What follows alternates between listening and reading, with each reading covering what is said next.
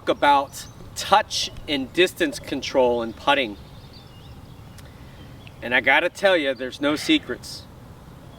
One of the favorite things that I do, that I make my students do, my pros do, my juniors do, take 5 balls and hit long putts.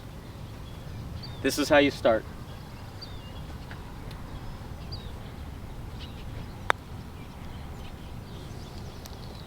Watch the ball till it stops.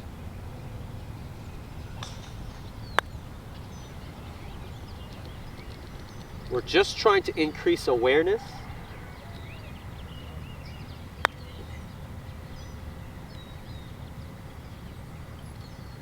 Learn the touch, learn the feel.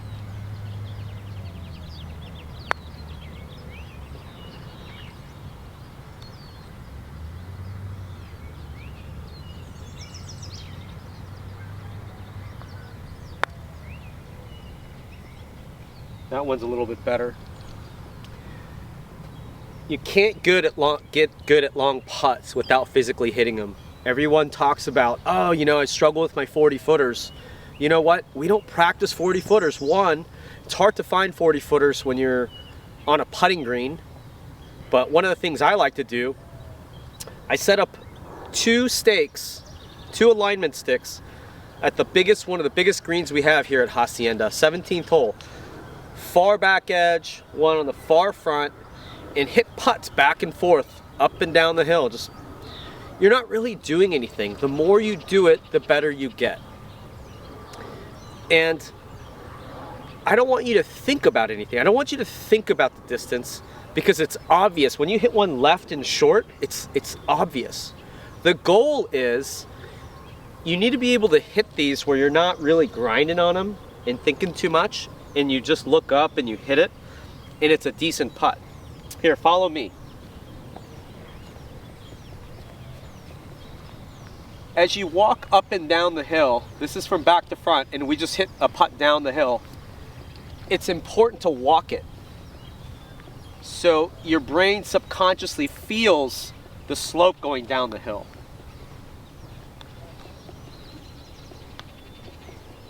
I come down here. Now I'm gonna go hit putts back up the hill.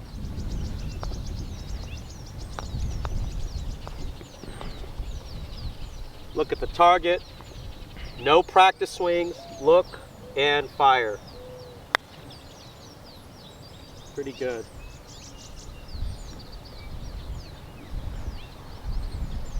Look.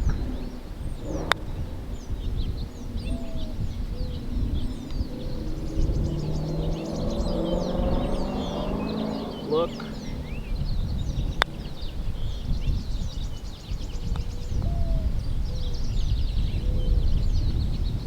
Look.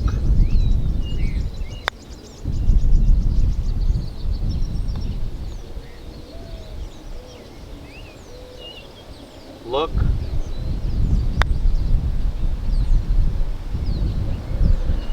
So you can tell that I didn't take too much time there. The first 5 putts really helped me, even though the results weren't good. It was kind of short and left, and I underread the putt. And those 5 balls are good enough to kind of get my feel back, get my senses back, and I'm just trying to dial it in. There is no formula in the world that'll help you get better at long putts. It's like tossing a ball. You don't really think about the length of your backstroke. If we're playing cornhole, do you think about the length? Do you go, okay, I got to go this far back, and then, you know, that's one of the things that I see a lot of amateurs do. They have a really short backswing and they try to hit it as far as they can, or they have the same tempo. And I get asked all the time, when the greens get faster, does your putting stroke tempo change? Absolutely. When the greens are slower, does it change? Absolutely. It's definitely more of a quick. This represents a very, very slow green. And to the point, you watch like the British Open when the greens are really slow. You'll have guys, they even like cock the wrist because it's easier to hit it really far. The greens get fast, it's a little bit slower. When you're going downhill and you're really trying to judge the speed, you got to be careful. It's a pretty slow, there's not much of a hit. When you're going like a medium, going slightly up the hill on slow greens, yeah, that stroke's got to be faster. Follow me, we'll do it again. Understanding the pace of it. What changes? Does the length of the backswing change or the pace of the stroke change? They both change. It's like walking. When I walk slow, as I'm talking to you, I'm walking slow and my steps are not very big.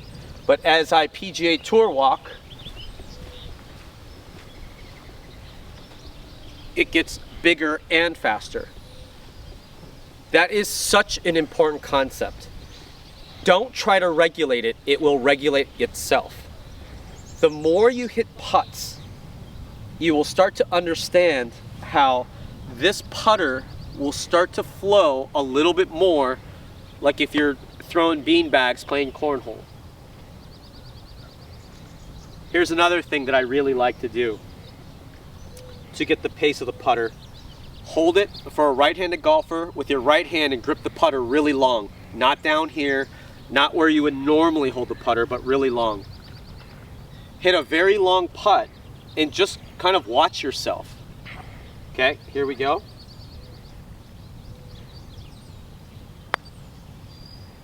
It's gonna be a little short. Not bad, a little short.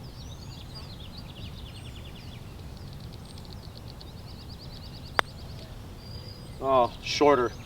Got tentative. It's okay.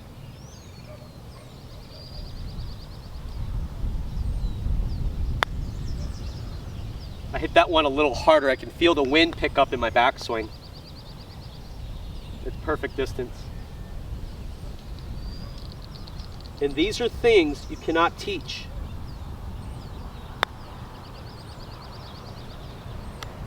When I'm hitting a putt this long, I account for everything. Yes, when there's a gust in my backswing, I will subconsciously hit it harder.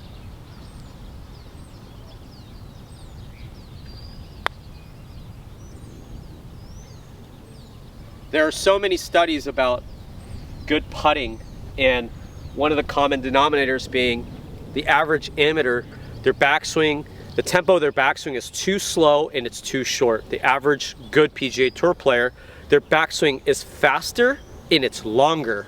So if you were to put that into throwing beanbags, if we're throwing it really far playing cornhole, you wouldn't go short and slow and you'd have this big acceleration. You would have this level of, like, however fast you're gonna go through is however fast you're gonna go back. But in putting, sometimes we go, oh, we gotta make this perfect stroke, and it looks like this. You see guys just like really slow, and then they've got this really long follow through. I don't really believe in that. You know, you look at some of the best putters in the world, they've got like that nice flow to it. But get the thinking out of the equation. Hit a lot of long putts, hit a lot of one-handed putts, and more importantly, hit a lot of putts. That's probably the most important thing that I could relay in this video. Let me know in the comments below, like, how do you practice? If you're a good long putter, like, what are some of your secrets? Thanks for watching this video. Don't forget to like, subscribe, and ring that bell.